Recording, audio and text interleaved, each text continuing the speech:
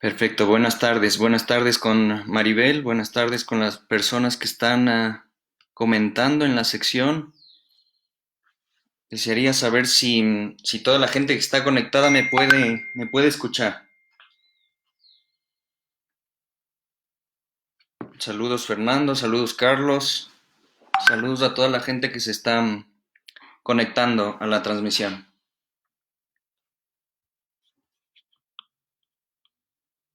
No sé si me pueden comentar a través del chat si es que se escucha claramente.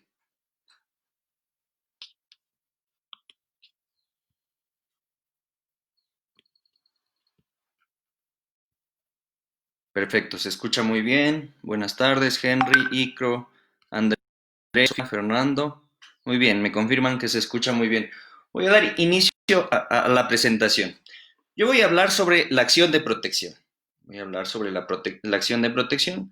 Desde ya agradezco la gentil invitación de Ciplex, ¿no?, que me han extendido para conversar esta tarde de 5 a 6 sobre esta garantía jurisdiccional. ¿Qué es la acción de protección? Bueno, antes de entrar a esa pregunta, yo deseo plantear una suerte de hipótesis. Para mí, existen serios clivajes, drásticas rupturas entre el diseño institucional de la acción de protección y la práctica y los resultados de esta garantía. Y esto no es nada original, ¿ya? Lo hemos venido escuchando, lo han expuesto algunos colegas magistralmente en sus anteriores presentaciones. Pero me parece que tenemos que empezar a ajustar, a calibrar el rol del juez constitucional con la práctica del abogado y el litigio constitucional. Sin perjuicio de que haciendo estas calibraciones, ajustando el rol del juez, el rol del abogado litigante, aún existen dificultades institucionales estructurales que impiden el correcto desarrollo de la acción de protección. Vamos ahora sí con la pregunta que planteaba al inicio, ¿no? ¿Qué es la acción de protección?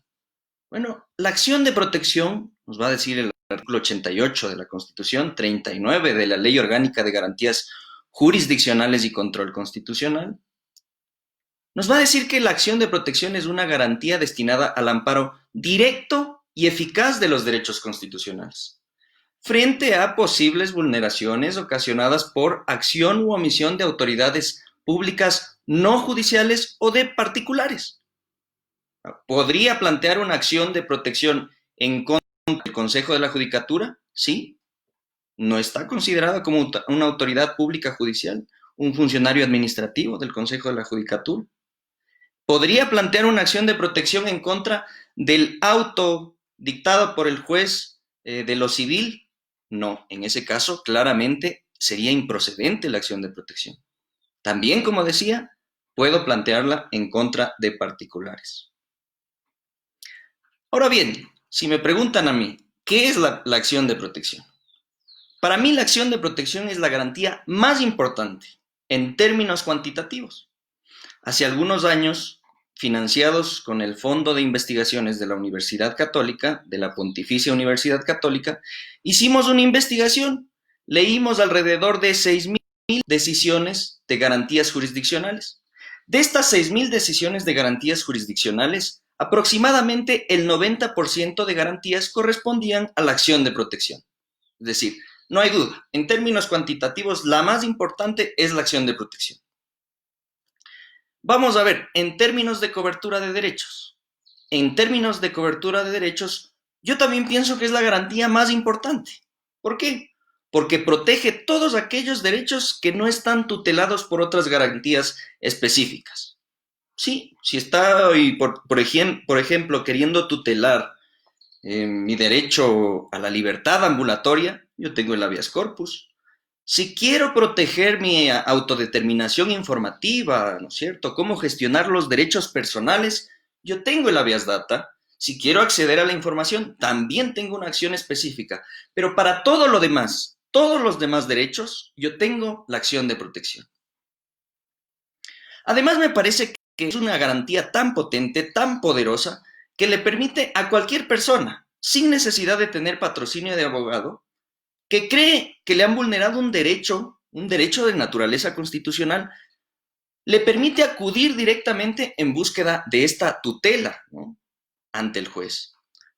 Muy bien, ahora todo este diseño tan interesante, todo este poder institucional de la garantía, veamos lo que pasa en la realidad.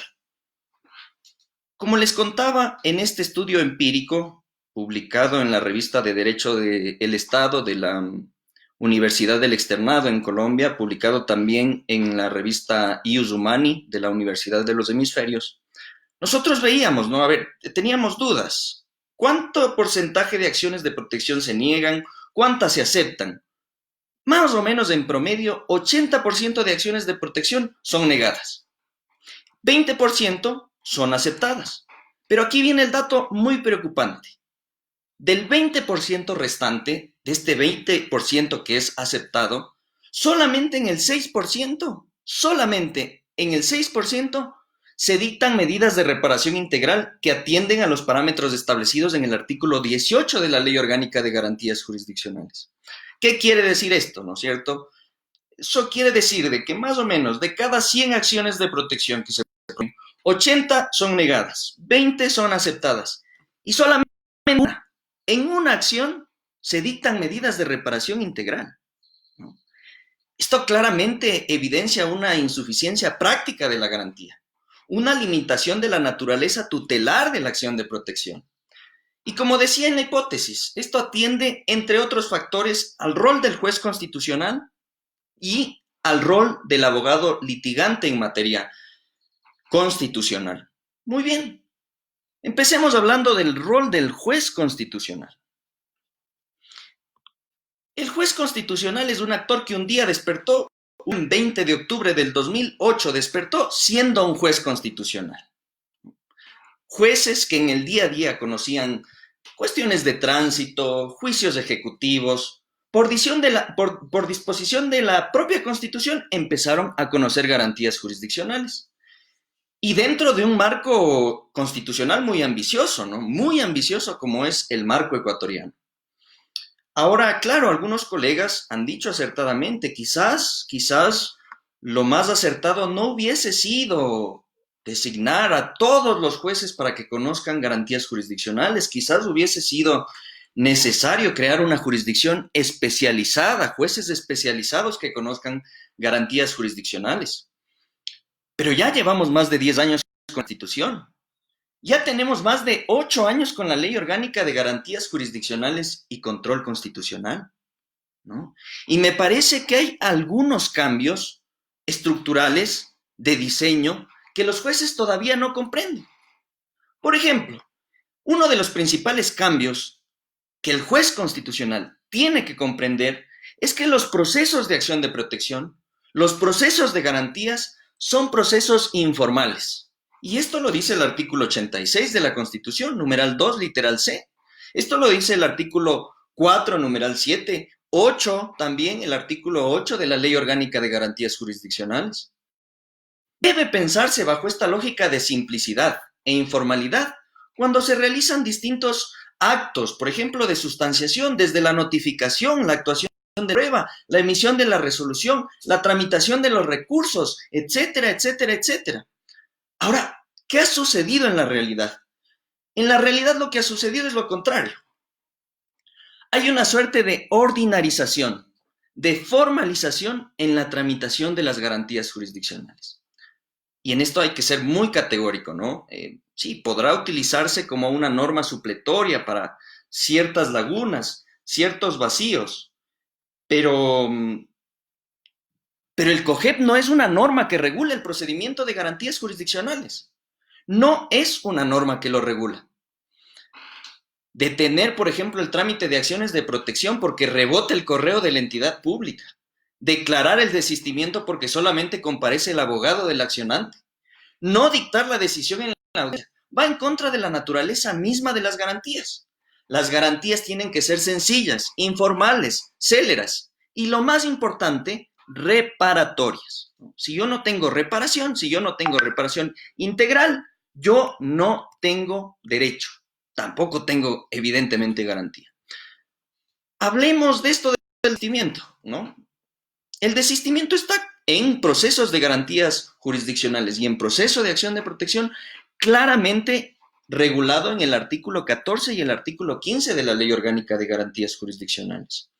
La jurisprudencia, en la sentencia 29-14-SEP-CC, la Corte señaló que si la presencia del accionante no es indispensable para probar la afectación, el juez lo que tiene que hacer es continuar con la audiencia y dictar sentencia. Esto también ha sido corroborado en la sentencia 11-14-IS de 2020 por la actual conformación de la Corte Constitucional. Sin embargo, hay jueces que, cuando no va el accionante y solo va su abogado patrocinador, emiten un desistimiento y omiten este análisis que obliga a hacer la jurisprudencia, obliga a hacer las normas adjetivas que regulan el procedimiento de la acción de protección. Hablemos de la competencia. Sobre asuntos de competencia, la ley señala también expresamente quién es el juez competente.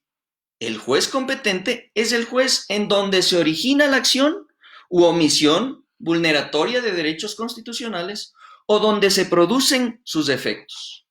La Corte a esto ha añadido que el domicilio del presunto vulnerado también es el lugar en donde se efectos, ¿no? También el domicilio, ¿no?, del presunto vulnerado también es el lugar en donde podemos presentar una acción de protección. A veces los jueces constitucionales ignoran cuestiones expresamente establecidas en la Ley Orgánica de Garantías. Veamos, por ejemplo, lo que ocurrió en el caso 719-12-EP de 2020. La Corte, en este caso, tuvo que reiterar algo que se encuentra señalado ya en el artículo 14 de la Ley Orgánica de Garantías Jurisdiccionales. El juez tiene que dictar sentencia en audiencia, de manera oral. El hecho de que no lo haga afecta varios principios procesales: oralidad, celeridad, inmediación, comprensión efectiva, y para esto no es necesario acudir a otro cuerpo que la misma Ley Orgánica de Garantías. La Ley Orgánica de Garantías consagra estos principios procesales para la tramitación de la acción de protección. Sin descartar que claramente, si no se dicta sentencia, y ojo, esto no quiere decir que el juez tiene que dictarse escribiendo la sentencia escrita, no. Tiene que dictar, ¿no es cierto?, el fundamento principal, ratio decidendi, y la disposición en la acción, la disposición tutelar del derecho si es que la acepta, y si no, entonces lo niega, motivadamente. No hacerlo, decía, vulnera la seguridad jurídica en su dimensión procesal. Hablemos de otro aspecto de la acción de protección: la obtención y actuación de las pruebas, ¿no? Dependiendo de la materia, en la justicia ordinaria prima un principio, el principio positivo. Las partes solicitan prueba, el juez califica esa prueba, admite esa prueba. ¿Qué pasa en garantías jurisdiccionales? ¿Qué pasa en materia constitucional? El juez debe tener un rol protagónico. Y esto lo podemos revisar en el artículo 16, inciso 2 de la Ley Orgánica de Garantías. El juez puede ordenar la práctica de pruebas de oficio. Ojo, de oficio. E incluso puede designar comisiones para recabar esas pruebas. Claro, luego viene la discusión. ¿Es lo más adecuado designar estas comisiones? ¿No podría afectar el principio de inmediación? Eso, digamos, requiere un análisis más detallado. Si intuye entonces que existe un daño, el juez puede ordenar la práctica de pruebas. Puede incluso abrir un término de 8 días para que se practiquen pruebas que ayuden a verificar la vulneración de los derechos constitucionales. De nuevo, muy valiosos los aportes de los anteriores colegas. Pueden ir a revisar cuestiones probatorias en las exposiciones que se han hecho en este foro a lo largo de esta semana. Lo que me interesa es seguir desarrollando otros potenciales problemas en el rol del juez constitucional. Otro problema muy común en los procesos de acción de protección es el rechazo automático de la acción de protección por considerar que existen otros mecanismos judiciales de impugnación. Y ojo, el hecho de que un acto sea impugnable en sede ordinaria no es una causa suficiente para inadmitir o negar acciones de protección. Claro, la propia Constitución reconoce que todo acto de la administración pública emitido en sede administrativa puede ser impugnado ante un juez, ¿no? Puede ser impugnado ante la función judicial, primariamente ante el contencioso administrativo. Pero el hecho de que este principio esté consagrado en la Constitución no es una causa suficiente para inadmitir o negar las acciones de protección. Hay que tener también, ¿no? La diferencia entre la admisión, la procedencia. ¿Qué significa cuando hablo de admisión? Bueno, aquí hago una evaluación liminar, preliminar de la demanda. Cuando hablo de procedencia, hablo del fondo, entro a conocer los hechos. Como les decía, es muy común encontrar tanto acciones inadmitidas como acciones declaradas improcedentes porque pueden ser impugnados los actos en sede ordinaria. Este es un error.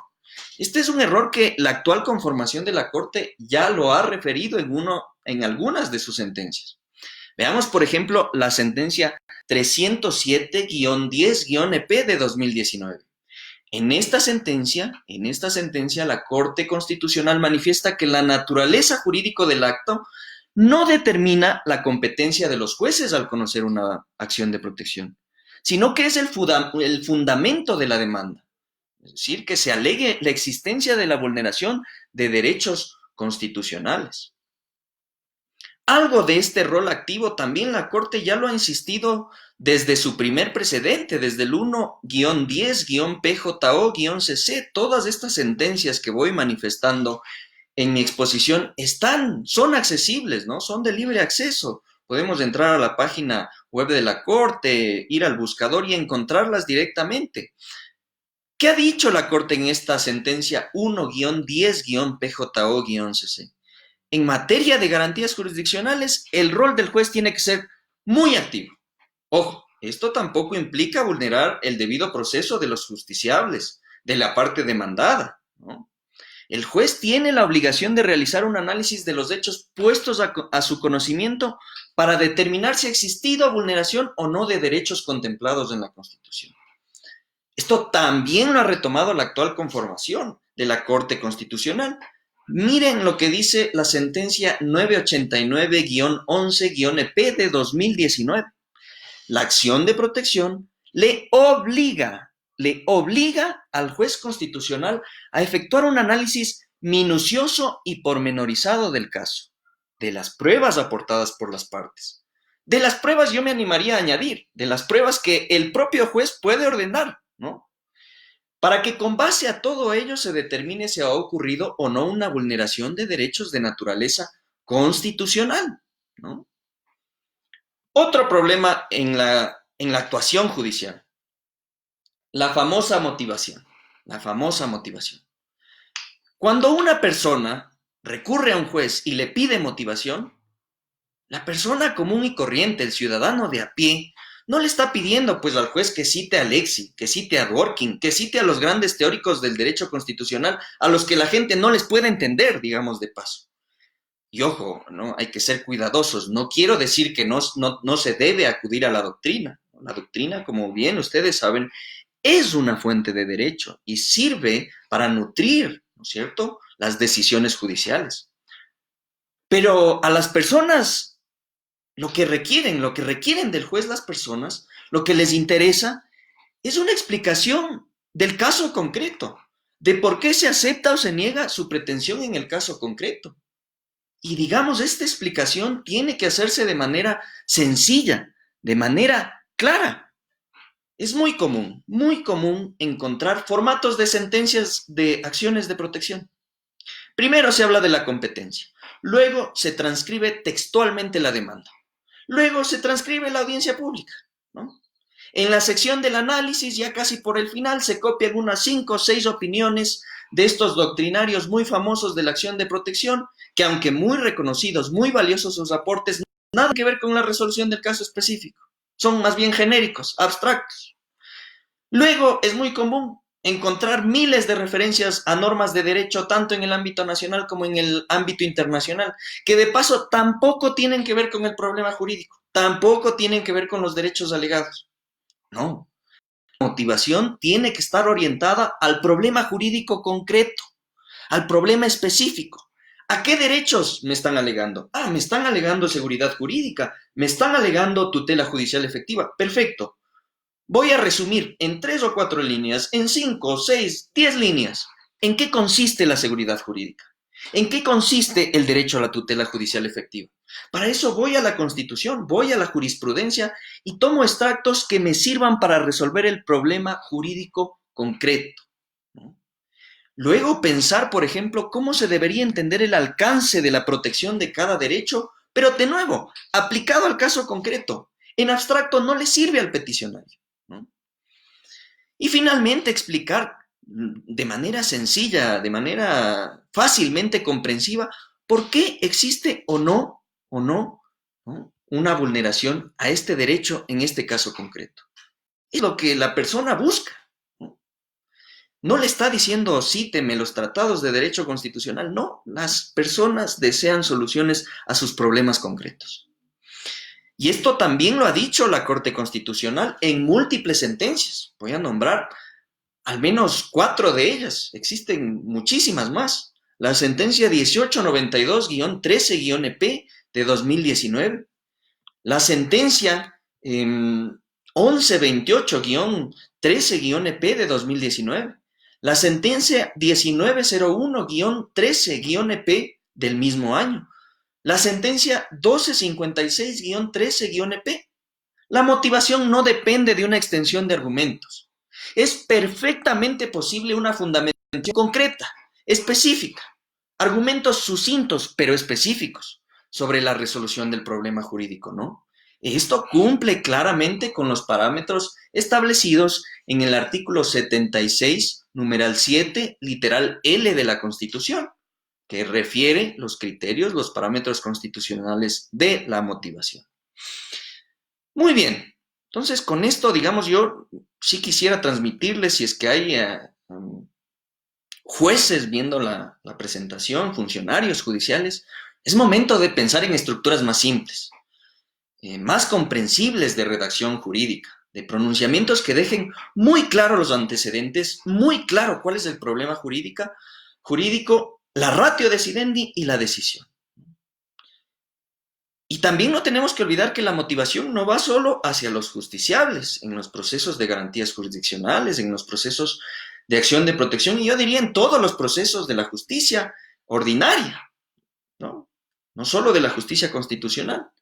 La ciudadanía también es el destinatario de la motivación.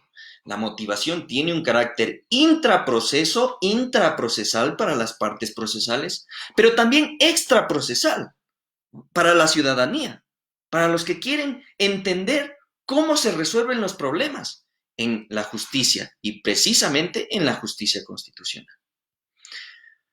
Pasemos con otro problema dentro de la actuación judicial. Veamos lo que ha dicho la Corte en la sentencia 1754-13-EP de 2019.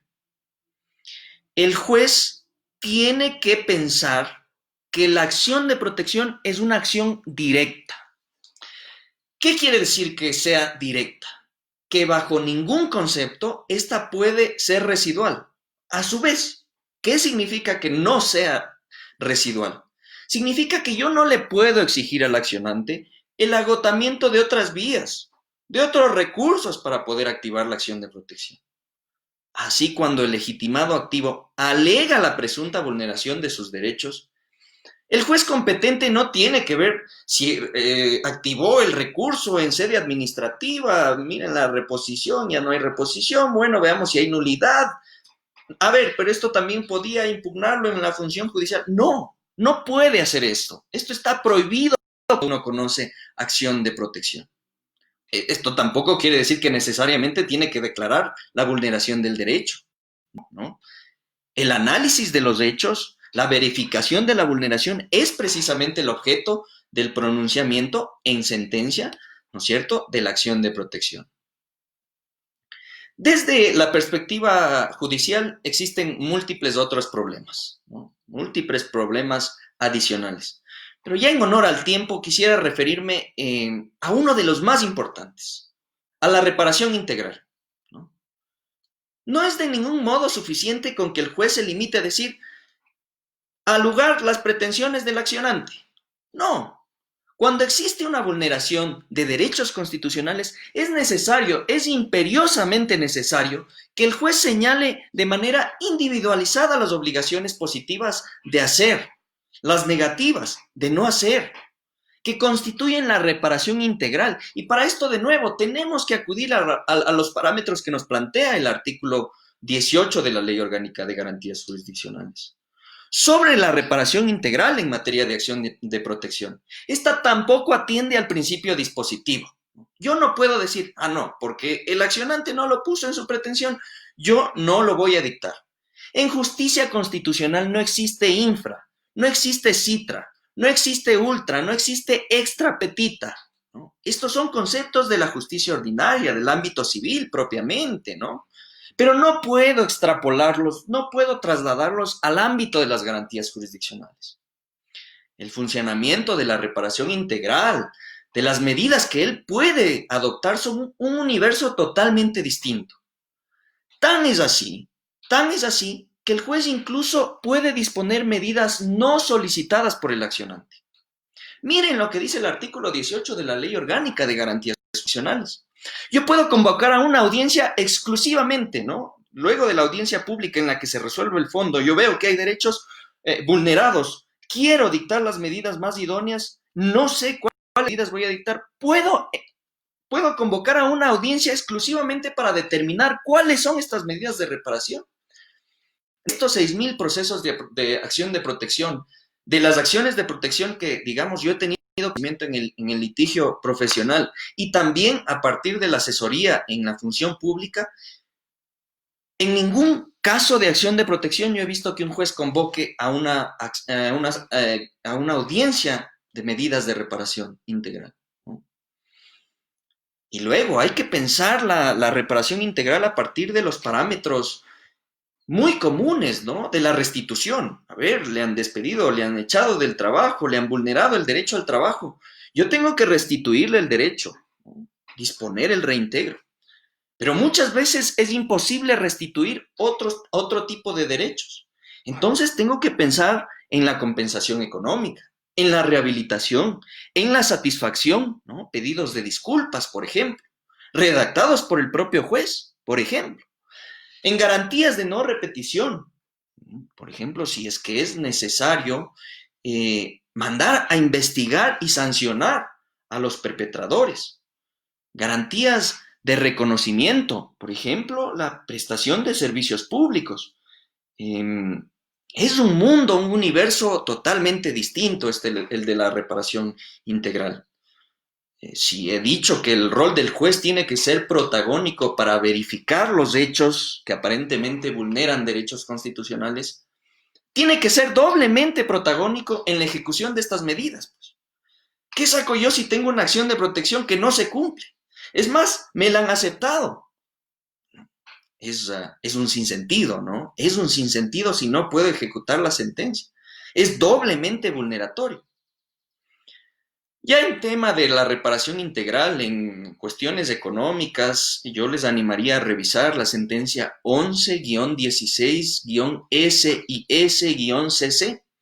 Este es un referente ineludible en materia de reparación económica, sobre todo planteado en contra del Estado. La mayoría de acciones de protección se plantean en contra del Estado en cuanto a la reparación económica. Pero, muy bien,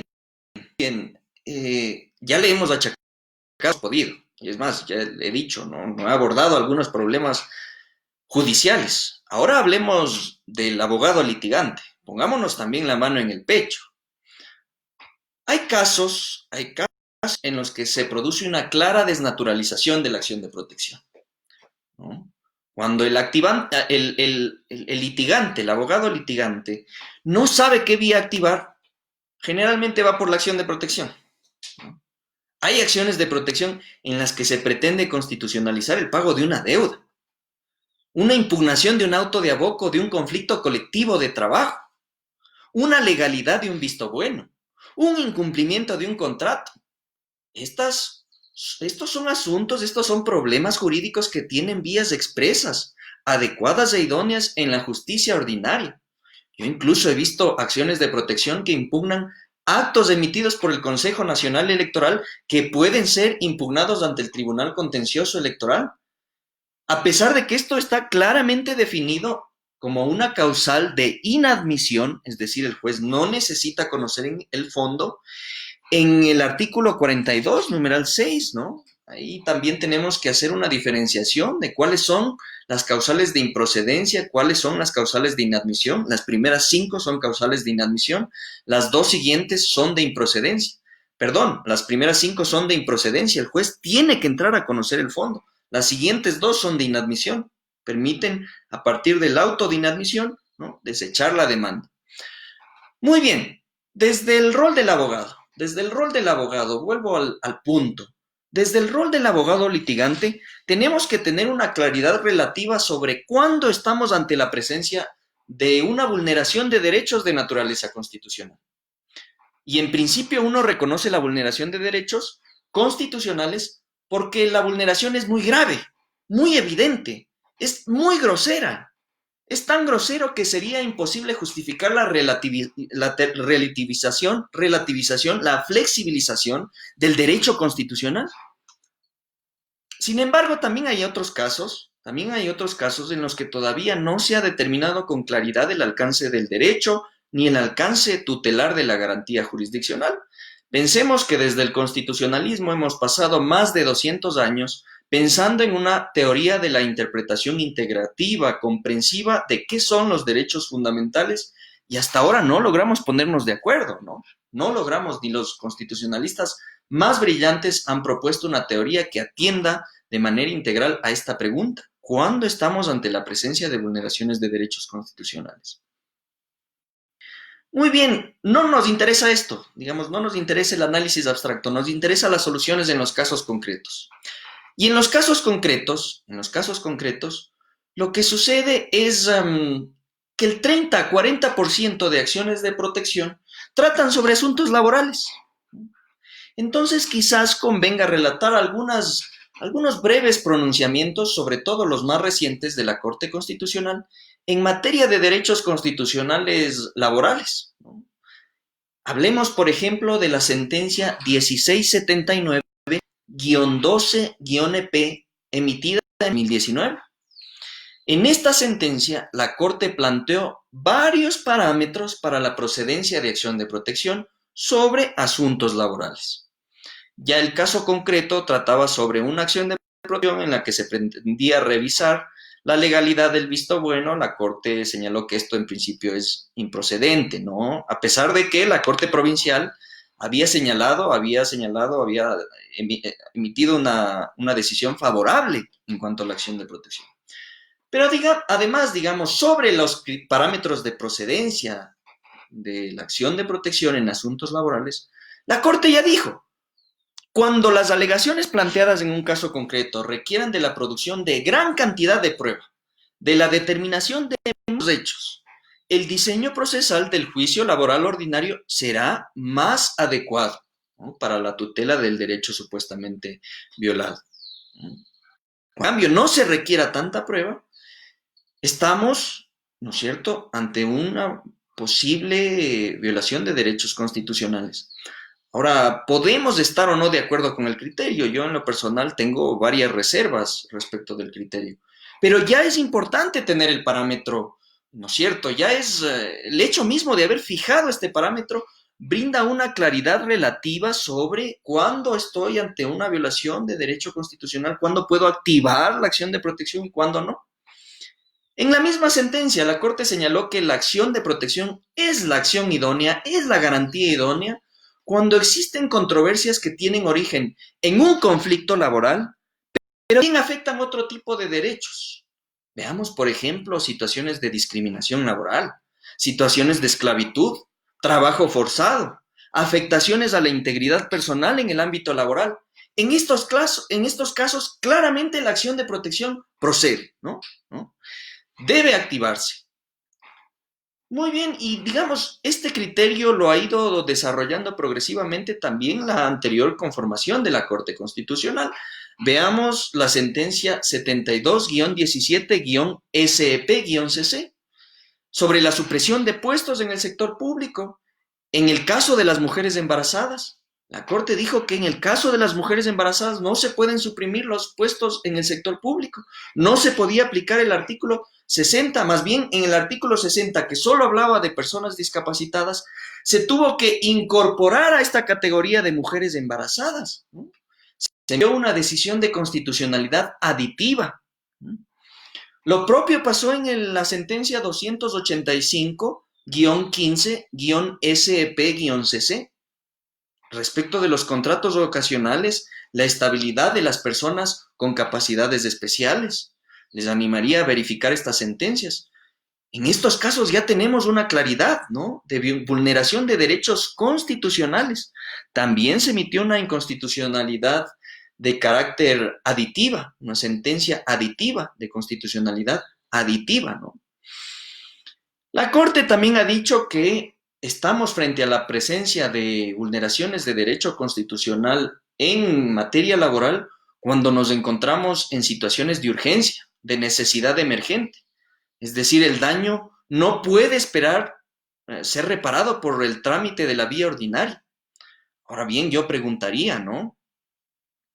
Para todo justiciable, su problema es un problema de urgencia, ¿no? Si a mí me despiden de mi trabajo, me echan de mi trabajo, a los 10 días yo ya voy a estar en una situación emergente, ¿no?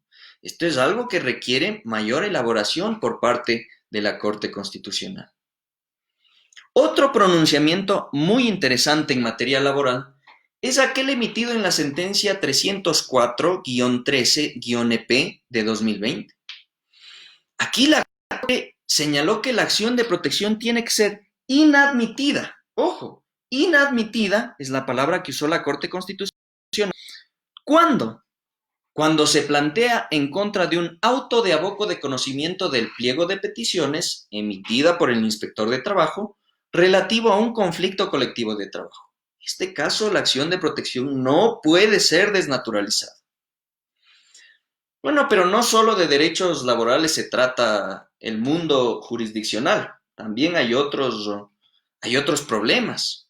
Veamos, por ejemplo, la Corte ha señalado otros criterios sobre procedencia de acción de protección en distintas materias. La sentencia 761-12-EP de 2019. En esta sentencia, la Corte dejó claro que la acción de protección no procede cuando se busca la tutela de un privilegio adquirido como delegatario del Estado, ¿no? En la sentencia 462-12-EP de 2019, en el caso de las instituciones públicas, la Corte aclaró, fue enfática, no están legitimadas para demandar mediante acción de protección, incluso añadió, mediante acción extraordinaria de protección tampoco, demandar a otras entidades y organismos el reconocimiento, la tutela del principio constitucional de autonomía administrativa. Yo no puedo demandar otra cosa que no sean derechos. Este principio es un principio de organización del poder. Es más bien, es la entidad pública la que tiene que satisfacer derechos a partir de este principio, ¿no? Pero no es un derecho de índole constitucional el principio de autonomía administrativa de las entidades de gobierno. Ojo, ¿no? No podría yo activar una acción de protección. Una sentencia fundamental, una sentencia muy importante, cardinal en el quehacer de la Corte durante el último año ha sido la sentencia 282-13-JP de 2019. En esta sentencia, la Corte señaló que las acciones de protección presentadas por instituciones públicas con la pretensión de tutelar, de proteger derechos que son propios, que son inherentes a la dignidad humana, son improcedentes, porque desnaturalizan a la acción de protección. Yo, secretario de la Función Pública, ministro de tal cuestión, actuando en mi calidad, en mi potestad de ministro, ¿no?, en mi facultad de ministro, no puedo reclamar el derecho a la honra a través de acción de protección. No puedo reclamar el derecho, así como sería un absurdo reclamar el derecho a la libertad ambulatoria de una persona jurídica, ¿no? No puedo desnaturalizar la acción de protección. En este caso, la Corte además se refirió a la libertad de expresión y dijo que la libertad de expresión no es un derecho absoluto. sino que más bien es un derecho susceptible de ciertas limitaciones, pero de ciertas limitaciones excepcionales, ¿no? Y cada vez que se limite la libertad de expresión, todos los jueces que conozcan una acción de protección tienen que aplicar el siguiente test respecto de la limitación, de la restricción, verificar si es legítima. ¿Qué es lo que tienen que hacer los jueces? Primero, tienen que ver que la restricción esté prevista en la ley. Segundo, tienen que ver que esa restricción, a pesar de estar prevista en la ley, persiga un fin legítimo, tenga un fin constitucionalmente protegido. Y luego aplicaremos el test, el famoso test de proporcionalidad. ¿En qué consiste este test de proporcionalidad? Primero, vea si la restricción es idónea. ¿Qué significa que sea idónea? Que sea idónea significa que es adecuada para salvaguardar el derecho. Segundo, vea que la restricción sea necesaria. ¿Qué significa necesario? Necesario significa que no existan otras medidas, ¿no es cierto?, disponibles menos lesivas con el derecho. Y tercero, la proporcionalidad en sentido estricto, que básicamente significa hacer una suerte de ponderación de beneficios, de perjuicios, de costos, respecto a la satisfacción y el perjuicio de los derechos constitucionales, en particular del derecho que estoy restringiendo, ¿no? Muy bien, en honor al tiempo, igual, digamos ya para ir concluyendo, otro problema desde el ámbito del litigio, también lo es desde lo judicial, desde el rol del juez, es el dogmatismo. En el mundo del derecho se construyen verdades absolutas que no se pueden criticar. En el caso de la acción de protección, se puede citar uno de esos dogmas. Los abogados repiten, los jueces repiten la improcedencia de la acción de protección en contra de actos con efectos generales. Por ejemplo, los actos administrativos con efectos generales, los actos normativos que siempre tienen efectos generales. Esto está en la ley orgánica, esto también lo ha señalado la jurisprudencia constitucional. Pero ya en la realidad, estos actos administrativos con efectos generales, estos actos normativos, también pueden resultar lesivos de derechos constitucionales. Y claro, dirán algunos, es posible presentar una acción pública de inconstitucionalidad. Pero yo, digamos, si a mí me están vulnerando, yo no quiero que me realicen una adecuación de normas infraconstitucionales con la Constitución. Yo lo que quiero es la reparación específica del derecho en un caso concreto. Por lo tanto, lo que a mí me parece es que ya se tiene que empezar a discutir que la acción de protección, inclusive por excepción, ¿no? Por excepción, por regla general no debería ser procedente en contra de este tipo de actos, pero por excepción debería proceder en contra de actos con efectos generales, de estos actos que tienen efectos autoaplicativos. Y esto no es nada nuevo, no es nada original, ¿no? En Perú ya existe esta doctrina, en Argentina ya existe, en Colombia ya existe, en España ya existe, en Alemania ya existe. Bueno, así podríamos pasar horas de horas hablando sobre la jurisprudencia, pero digamos, quizás el punto al que yo quiero llegar con mi exposición es que desde la perspectiva del abogado litigante, es ineludible, ¿no?, nuestro deber de informarnos, de actualizarnos sobre las decisiones en materia constitucional. Para terminar, ¿no? Para terminar, como advertía en mi hipótesis, a pesar de que vayamos calibrando la actuación del juez constitucional, de que vayamos ajustando la actuación del abogado litigante en materia de garantías jurisdiccionales, existen barreras institucionales que no dependen del comportamiento de estos actores. Veamos independencia judicial, ¿no? Yo me podría aprender las 300 decisiones que saca la Corte Constitucional al año. Podré leerme 100 veces la Ley Orgánica de Garantías Jurisdiccionales. Pero si no se pierde el miedo de fallar en contra de los poderes elegidos, de la Asamblea, del presidente, de los ministerios, de los tecnócratas, no vamos a sacar nada. Otro problema estructural.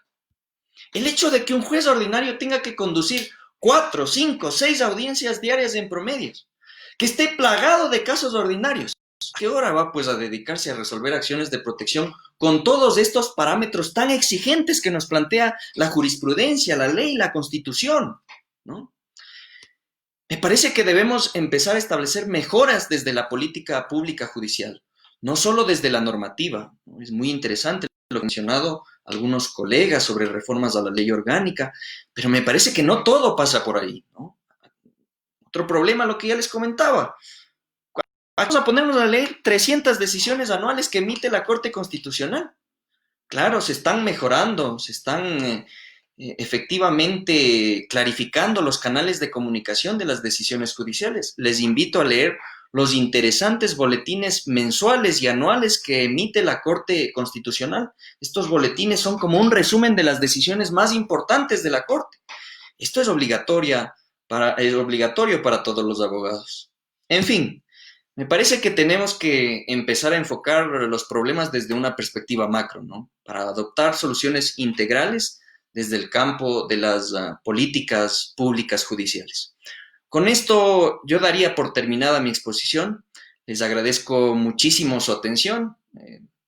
Están sacrificando valioso tiempo de MasterChef o de los goles de Quinito Méndez con el PSV o de todas estas cuestiones, ¿no? Tan interesantes que nos transmiten en esta cuarentena, pero les agradezco mucho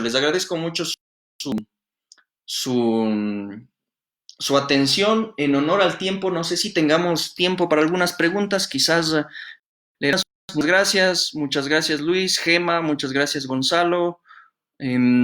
Vamos, algunas cuestiones, algunos comentarios, en fin, me parece que en honor al tiempo vamos a tener esta ronda de preguntas y respuestas. Es más, ya son las 5, no quisiera ser irrespetuoso con el próximo ponente. Les agradezco mucho, le agradezco mucho al Centro de Investigación EX por la generosa invitación a este importante foro. Hablan del test de motivación. De nuevo, ya no existe este test de motivación de comprensibilidad razonológica. La Corte ya ha señalado que vaya directo al artículo 76, lea directo el artículo 76.7L de la Constitución, enuncie las normas, enuncie los hechos, explique por qué son pertinentes. Eso es lo que ha dicho la Corte Constitucional, resolviendo una pregunta para dejar, digamos, el foro, preguntas en el foro. Muy bien, les agradezco mucho, les deseo mucho para todos, para las familias. Nos vamos a reponer de esta catástrofe sanitaria. Que todos estén muy bien en casa y me despido. Hasta luego. Ha sido un gusto.